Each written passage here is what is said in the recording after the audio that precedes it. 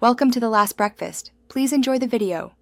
You will start by confirming prerequisites: Docker Desktop, Composer, and a fresh Laravel folder.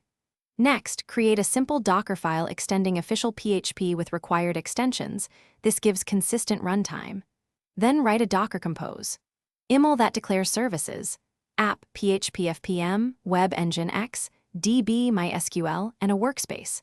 Once done, mount your project code as a volume to enable live edits, and expose ports so you can browse your app at localhost. You now configure the middle steps. Wire your Laravel. Env to the database container and set host names. This ensures migrations run against the correct service.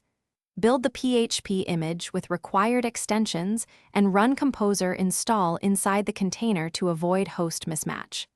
Once built, start services with Docker Compose upd so containers run in the background. Make sure to run artisan migrate and storage. Link inside the app container to finalize setup and avoid permission surprises. Finish by generating the app key, running migrations, and compiling assets. Do these within the app container so environment parity holds. Once done, test endpoints in the browser and inspect logs with Docker Compose logs F to catch runtime errors. If something goes wrong, first check container health and environment variables. Often rebuilding images and clearing Laravel caches resolves stale config.